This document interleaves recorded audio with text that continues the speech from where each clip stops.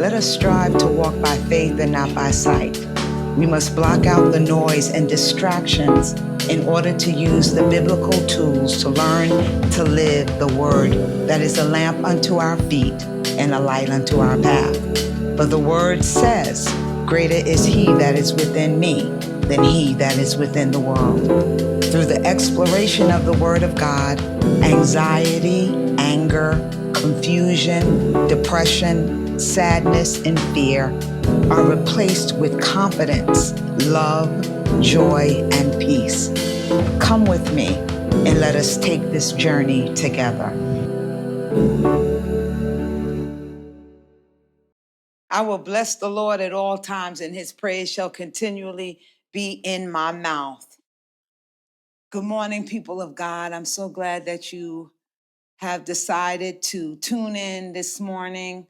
Our text will be coming out of Acts, the 15th chapter, verses 36 to 41, but our grounding text will be verse 39, and it reads as thus.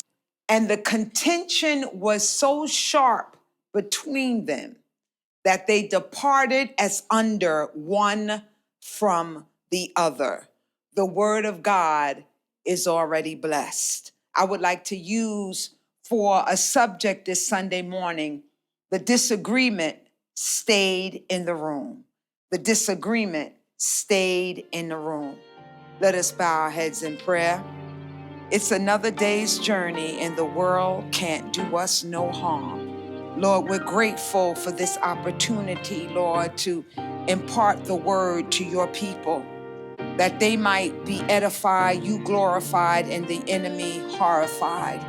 So let the words of my mouth and the meditation of my heart be acceptable in thy sight. O Lord, my strength, my blessed Redeemer. Amen. People of God, there is a fight in Scripture that the Holy Spirit refused to leak. It is at the end of Acts chapter 15, right after one of the most beautiful moments in church history, right after the unity, right after agreement, right after the Jerusalem Council made a way for the Gentiles to come in. Right after the mountaintop, people of God, Luke gives us a valley, two giants of the faith, a sharp disagreement, a split, and the Holy Spirit chose what to record about it and what to leave out, because the silence this morning is the sermon. Acts chapter 15, verse 36, Paul says to Barnabas, let us go again and visit our brethren in every city where we have preached the word of the Lord and see how they do. A pastor's heart, a missionary's heart. Let us go check on the babies in the faith. Barnabas says in verse 37, whose name means son of encouragement, wants to bring along John Mark, his younger cousin, a man with promise. But Paul says no, because Mark had departed from them in Pamphylia. Mark had quit. Mark had gone home when the work got hard. And Paul, who has been stoned at Lystra, run out of Iconium, driven out of Antioch, and Paul is about to walk back into that fire. And he cannot carry someone into the fire who once walked out of it. The contention was so sharp between them that they departed one from the other. People of God, the word in Greek is paroxysmos. We get our English word paroxysm from it. A violent spasm, a sharp, heated, intense contention. These individuals were not strangers to one another. This was Barnabas, the one who first vouched for Paul back in Acts, the 9th chapter, when nobody else in the church would touch him. This was Paul's covering, his first ministry partner, his friend. And they fought hard enough that they could not walk together anymore. Beloved, the sermon is not in what Luke says. The sermon is in what Luke does not say. Luke does not tell us who raised their voice first. Luke does not tell us what Paul said about Barnabas after the door was closed. Luke does not tell us what Barnabas muttered under his breath. Luke does not tell us how John Mark felt sitting there while two grown men argued about whether he was worth bringing along. Luke does not tell us who in the Antioch church took sides. Luke does not tell us if anybody cried. Luke does not give us the receipts, and we have to ask, why? Because Luke is writing under the inspiration of the Holy Spirit. Every word in this book is breathed by God. So if the details are missing, it is not because Luke forgot. It is because the Holy Spirit made an editorial decision. The kingdom does not need the receipts.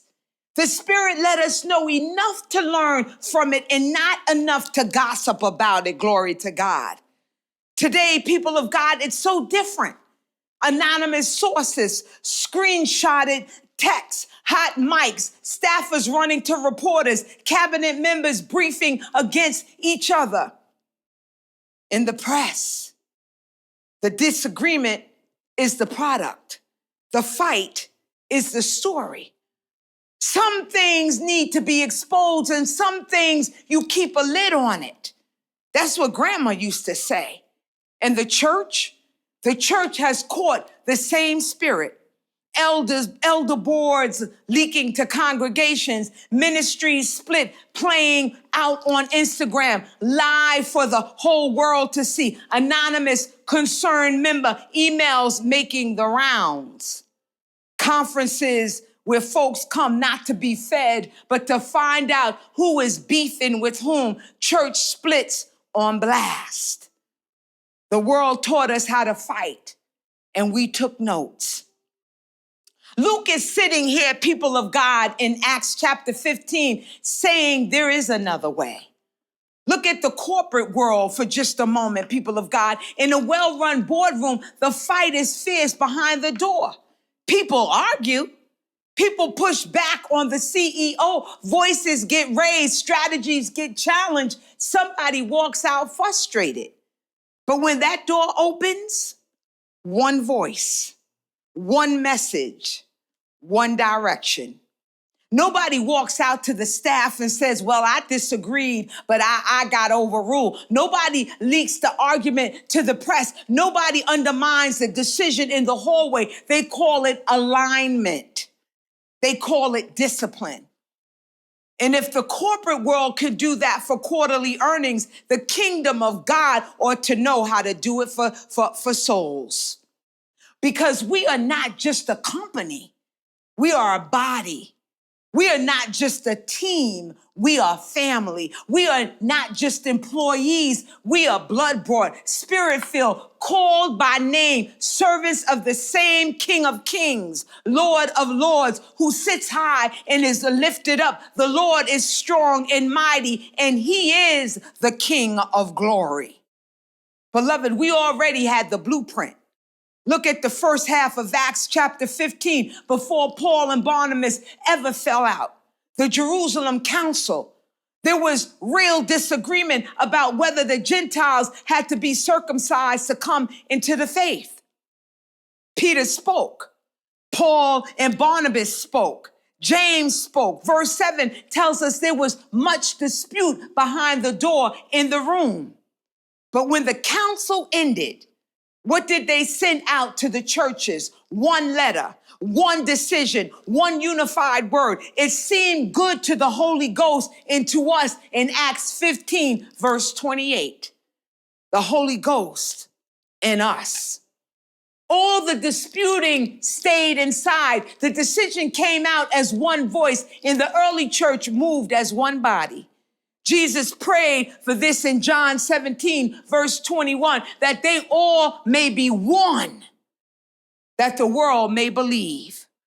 The unity, people of God, is the witness. The alignment is evangelism. Discretion is not silence about sin. The gospel of Matthew chapter 18 is still in the Bible. If your brother trespasses against you, go and tell him his fault between thee and him alone. If he will not hear you, take two or three. If he will not hear them, tell it to the church. There is a process. There is accountability. There is confrontation. What Luke is teaching us is not how to bury wrong. He's teaching us how to fight without forfeiting the mission. There is a difference, people of God, between confronting a brother in love and broadcasting a brother for clicks. There is a difference between addressing a matter and airing a matter. There is a difference between holding someone accountable and holding someone hostage. Proverbs 11, verse 13, a talebearer revealeth secrets, but he that is of a faithful spirit concealeth the matter. A faithful spirit. A spirit that can be trusted with a hard thing. A spirit that knows the room is not the platform and the disagreement is not the destination. People of God, look at what God did with a fight handled in the fear of God. 2 ships sailed instead of one. The footprint of the mission doubled the day Paul and Barnabas parted. Barnabas took Mark and sailed to Cyprus. Paul took Silas and went through Syria and Cilicia, confirming the churches. 2 teams, same mission, praise God, twice the territory, look at God. And watch what God did with John Mark. The young man Paul would not take, and he had good reason. Under Barnabas' covering, under Barnabas' encouragement, that same John Mark grew into the man who would sit down and write the Gospel of Mark. The shortest gospel, the first one written, scholars tell us, the gospel that gave Matthew and Luke their very structure. That is the boy Paul had issues with at the time, but Barnabas saw more. People of God in life, sometimes you will have your Paul, but we will have our Barnabas, someone who will take you under their wing, show you grace, give you a chance. I thank God for both because they both play a part in the journey called life. And watch what God did with Silas. Paul takes Silas and where does Silas end up? In a Philippian jail at midnight, singing hymns with Paul while the earth shakes and the prison doors fly open. Silas was the man for the next assignment. Nothing was wasted, nothing. People of God, years later, at the very end of Paul's life, sitting in a Roman prison, writing his last letter to Timothy, what does Paul say? In 2 Timothy chapter 4, verse 11, take Mark and bring him with thee, for he is profitable to me for the ministry. Beloved, that ought to make us shout right there. The relationship got restored. Take Mark, the same Mark, bring him to me. He is profitable. The disagreement did not end the love. Time vindicated what Barnabas saw all along, and the kingdom kept moving the whole time because the disagreement stayed in the room and the mission walked out the door. Somebody hearing this has had a disagreement with a co-laborer, with a co-pastor, with a board member, with a family member, with somebody you used to walk with and now you do not know how to walk with anymore. The temptation is to leak it, to text it, to post it, to let it slip in conversation, to make sure your version gets out first, to recruit people to your side, to weaponize the receipts. The discipline is to handle it in the room, people of God. Confront if you must confront. Separate if you must separate. Take a different ship if that is what the mission requires. But do not let the paroxysmos become the product. Do not let the fight become the story. Do not let what was meant to stay in the room walk out before the mission does, because the world will judge our movements by the volume of our fights, but heaven will judge them by the territory we covered while we disagreed. Same spirit, same mission, different ships, twice the ground. The disagreement stayed in the room, and the mission walked out the door. May God bless you, and may heaven smile upon you. Let us pray. My God, my Father, all things aren't good, but it works together for our good. Twice the territory got covered. The disagreement stayed in the room. It did not stop the mission of God. More ground was covered. Let us learn that we can agree to disagree, love one another, and still be about our Father's business. Because we all have gifts, we all have talents for the kingdom of God. In Jesus' name, amen.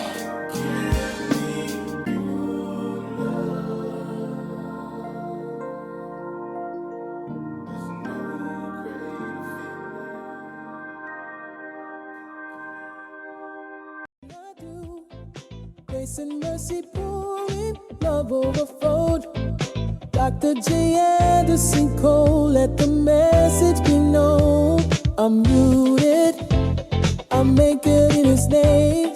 Jesus lifts me higher every day like enlightened, but I still remain.